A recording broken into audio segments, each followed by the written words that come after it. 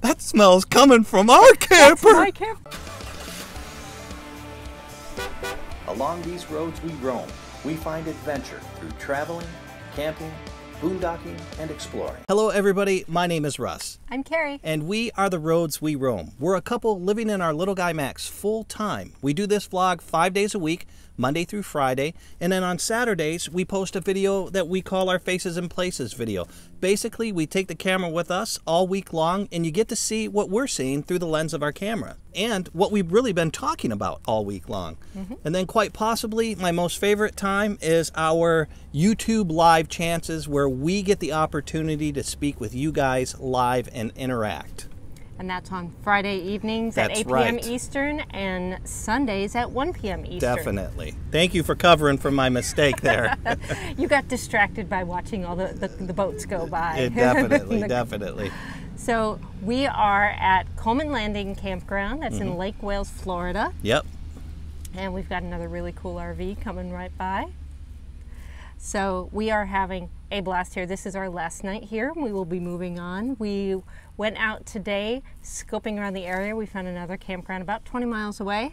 Yeah, we're going to stay there. I like it. It's nice and shaded. It's right on another lake. I think that's Lake Arbuckle.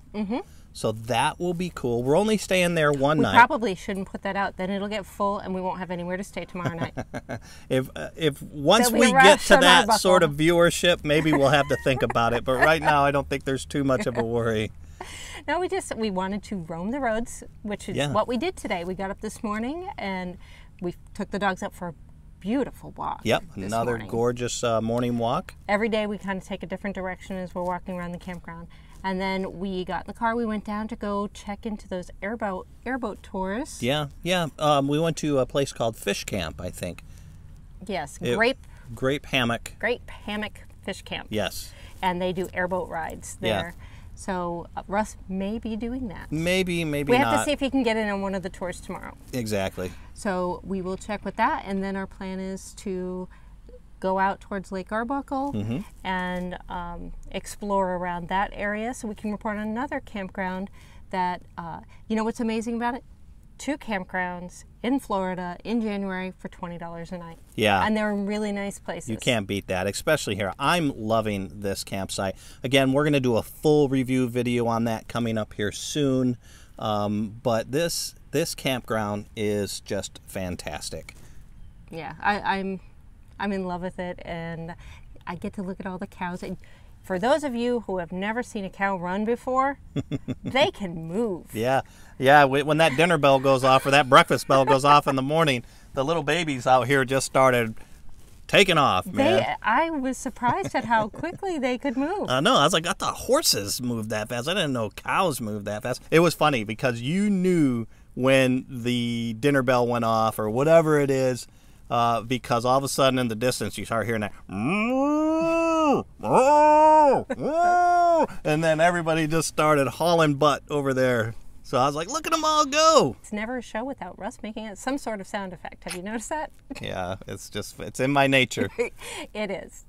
But you know what? Brett does the same thing. Yeah. Too. Listening to Russ and Brett tell a story has probably got to be one of the best things ever. Yeah, natural storytellers. I think so.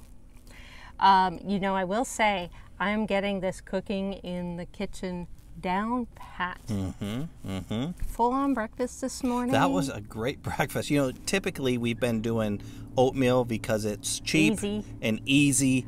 But man, when I came back from the showers this morning and I smelled bacon and eggs, or I'm sorry, I smelled sausage and eggs when I was getting close to the camper, and I was like, some lucky guy is getting a great breakfast, man. I'm going to have my oatmeal. I opened the door, and all of a sudden, I was like, that smell's coming from our camper. That's my camper. Oh, my God. See what happens when you just leave me alone for 10 minutes in the morning instead of getting up out of bed? Where's my oatmeal? If that's all you ask for, that's all you're going to get. Man, yeah, I won't ask for breakfast ever again.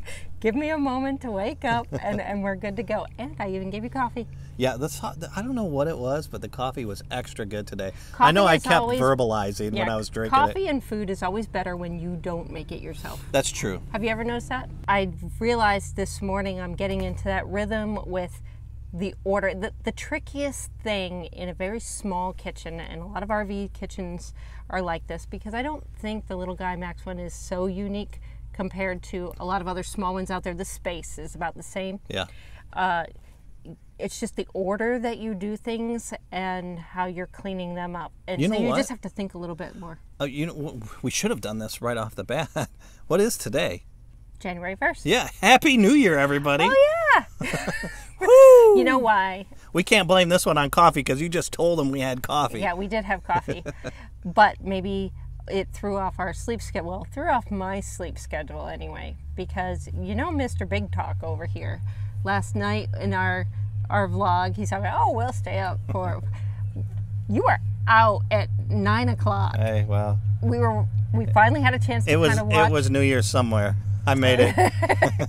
We turned on the AC last night. And then we noticed that it was not shutting off at all. And that was another reason why I couldn't fall asleep. Yeah, you were paranoid that something was wrong. I was worried that there was something wrong with it, and that we would... sometimes when you run the air conditioners too long or too cold... Yeah, the compressor freezes up. Yeah, so I was stressing about that. But I was sleeping closer to the wall, and I didn't want to wake him up. So I'm laying there, and it was like a good hour before I said, I just need to go check. So I climbed all the way over and wound up waking him up anyway. Figured out that what happened is when we turned it on, we had turned the fan on low. And so the fan kept running, even though the compressor was cycling shut down. on and off. Yeah. It sounded like everything was running the whole time. So I was worried for nothing. Yeah. All we had to do was just put it back to auto. Auto, yep. And then we were good to go. Yeah. It was just something that we typically, we got in a rush putting that air conditioner on last night, and didn't realize that it was on low instead of where we normally have it, which was auto. Yeah, so if that ever happens to anybody, just check and see what setting your fan is on. And if it's not on auto, that might be why it's not turning off. But that being said... Either that or it's hot as Hades in there. Or you can just turn it on fan and know that you're not doing any damage to your air conditioner. So we also, speaking of that, we said, okay, we turned that off and decided, okay, it's cool in here. So we turned the fan on. But this was, again, at what, 1:30, 1:45 in the morning? Both tired. And I got up and actually did this. I turned the fan on. In the bathroom. In the bathroom. But I didn't crack any windows, because we had it all sealed because of the air conditioner, and I didn't even crack the fan vent. And about 45 minutes later, Carrie's like, I smells in here, so realized that what it was doing was it was drawing from, all the air, because we had it all sealed. It was drawing the smell up from the gray tank.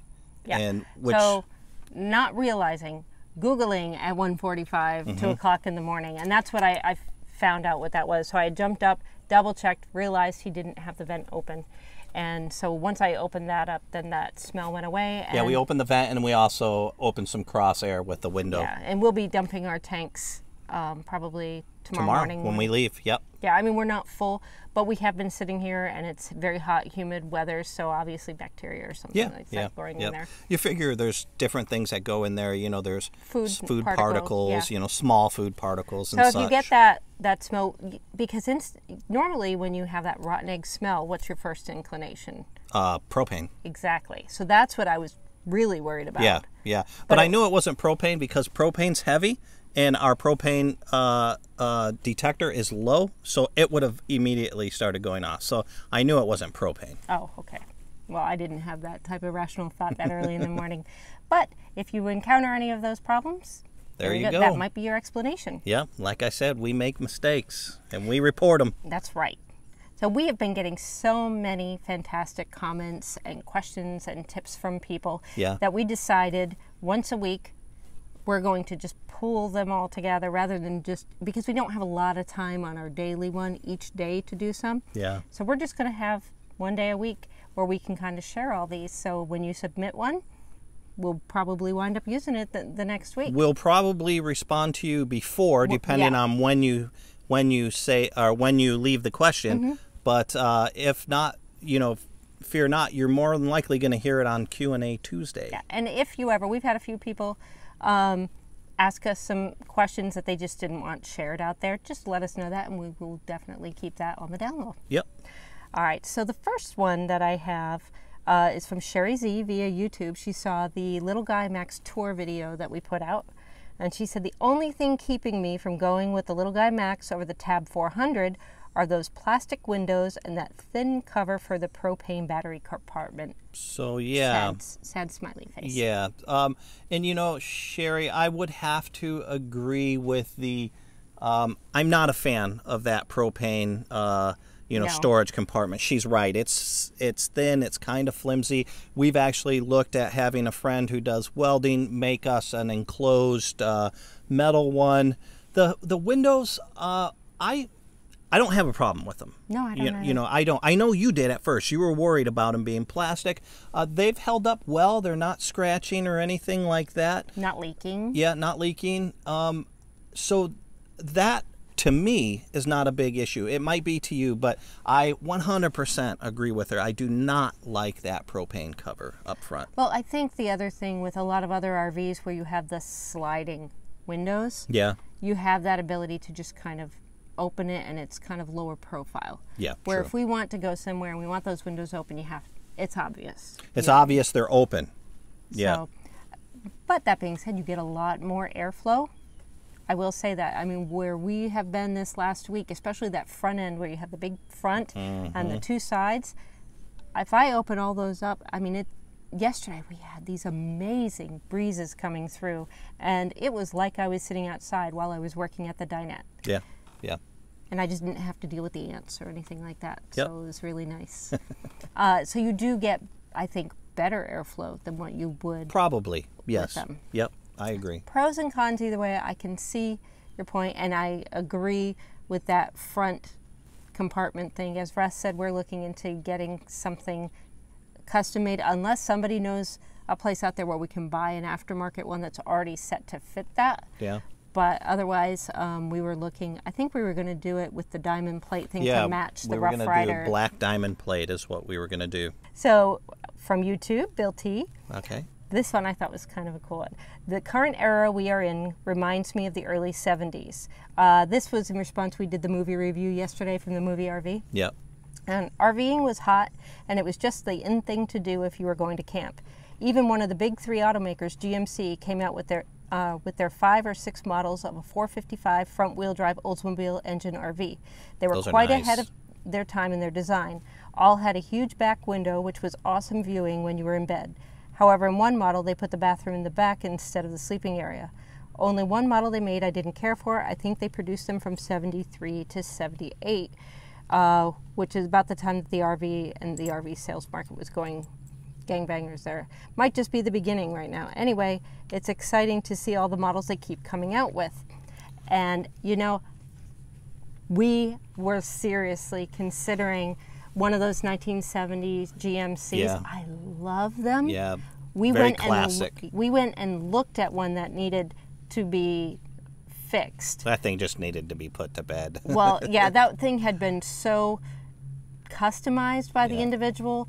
And I'm not talking just aesthetics. I'm talking mechanical, electrical, all that stuff, to the point where if we ran into problems on the road, we wouldn't have been able to get a user manual to figure it out. Yeah, and really, I even think somebody who's mechanically inclined would struggle, because he did so much. I mean, a brilliant older guy. I would not be against maybe someday later on getting one that's been refurbished. Yeah. Really nice. Yeah. I know we cannot take on the refurbishment thing. We just don't have the skills to do that. Mm-hmm.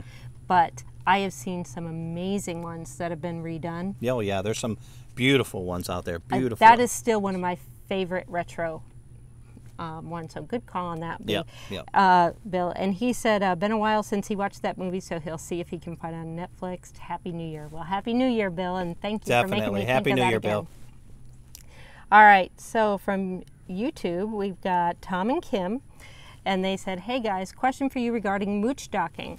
I am trying to picture what that looks like. Are you in a driveway or out in the street in front of a relative's friend's house? Well, they ask a couple, so let's answer that one first. Are you in a driveway or out in the street in front of a relative and friend's house? So the answer there is we've always been in driveways, and we've been at both relatives and friends' places. I think once at your father's place, her father has a couple acres. We were way back by the shed, but it was still a driveway area. And then at your mom's house, it was in the driveway. In the driveway. Yep. And then at Kate and KV's, it was in their driveway too. That's right. And now the next question: do you have an electric service? So in all 3 instances, yes, we did. Yep. If so, is it 30 amp or can 120 volt work? Okay. So 120 definitely works. Everywhere we've stayed except at KV in Kate's place, we had 120. We just have this little adapter that you plug your 30 amp line into. I'll put the link below. Yep, and then you plug that into a regular really house cheap and outlet. Expensive, and yeah. And then at Kate and KV's, they have a little guy Max as well. They have a setup. Yeah, and when they built their garage, they have a home for Gypsy. For Gypsy, they had installed 30 amp, so we plugged directly into 30 amp there. Exactly. And on one of our other questions the other week, people had asked about sewer. Now, we did not have sewer hookups at any of those. That's what prompted us initially to get the Blue Boy, our portable Rhino portable tank. Yeah, from Camco. But one of our viewers, and I can't remember who it was, she said some homes actually have it, and it's like a big white pump or white PVC pipe that comes up out of the ground with a cap. I think it's homes that have like septic tanks. Septic tanks, yep. Exactly. Yeah, they have a flush out or something, and you can just connect right there and dump right there. Yep. So that's what we do for mooch docking, and we try not to stay too long to wear out our welcome, but it definitely helps, makes things a lot easier. And to build on that, there is a site, if you haven't heard of it yet, called Boondockers Welcome. Essentially, you are mooch docking off of people that have said, my yard, my driveway is big enough, you can feel free to park here for the evening. It doesn't cost you anything for those nights. You do pay a membership fee to join Boondockers Welcome, which gives you access to all the information, all of the people's homes. Yep. And what you do is you email them or call them, however they have designated their preferred method of contact. Okay.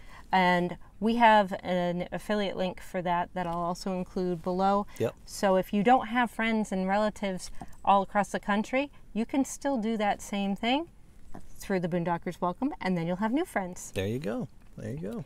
So let's see. Oh, and then they said they watched Expedition Happiness twice for Tom and loved it. Very inspiring. It gets the adventure juices flowing. Yes, I agree. totally agree. That's why we chose that for that first one, because that was one of the first ones that we watched, and it was just, I watched it the first time by myself on a plane while I was traveling for work, and I got home and I said, Russ, you've got to watch this. Yeah. And we've seen it numerous times. Yeah, now. I think we've sat down 2 or 3 times and watched it ourselves, because somebody, a friend or a family member, will come over like, you gotta watch this, check this out, Oh, and I think you even downloaded the soundtrack from Mowgli. Yeah, Mowgli. Well, I subscribe to her on our Spotify. There you go. Yep.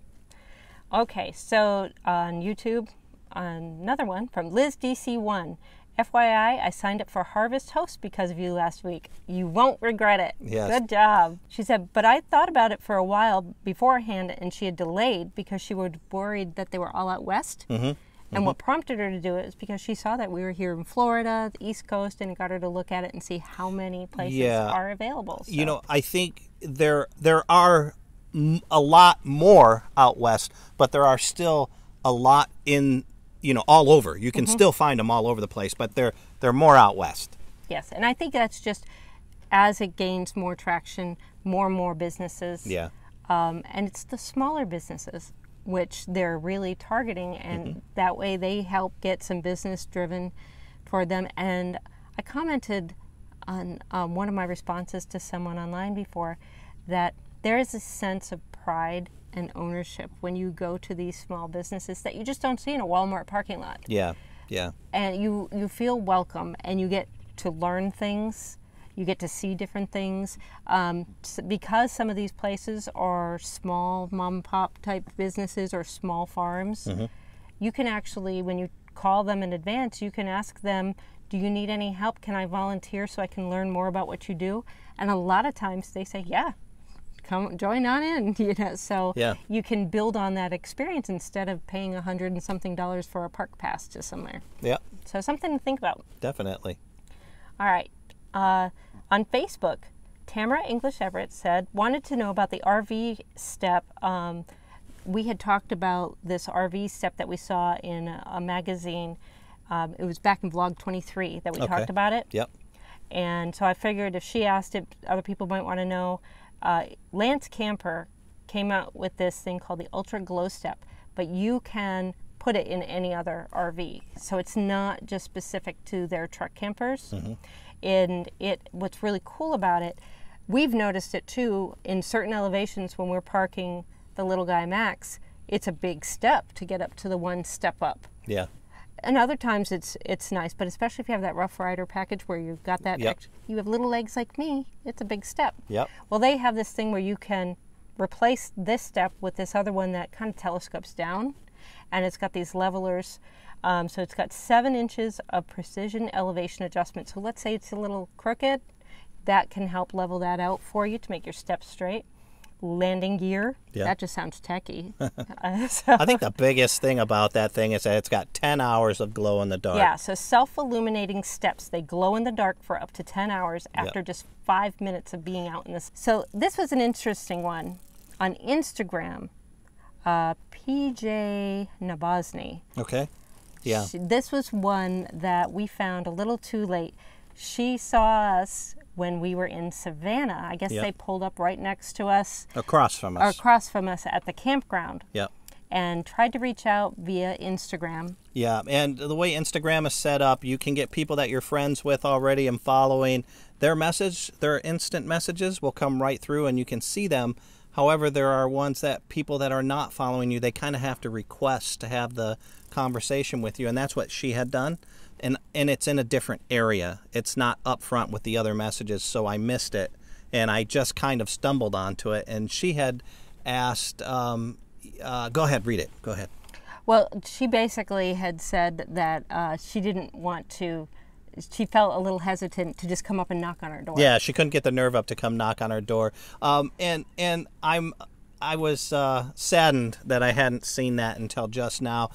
Folks, really, if you see us out and about at any campground, please come knock on our door. That's why we're doing this. We want to meet up with as many people and experience all y'all out there. Don't be shy. We give you permission. Yeah, definitely. No worries. Come on over.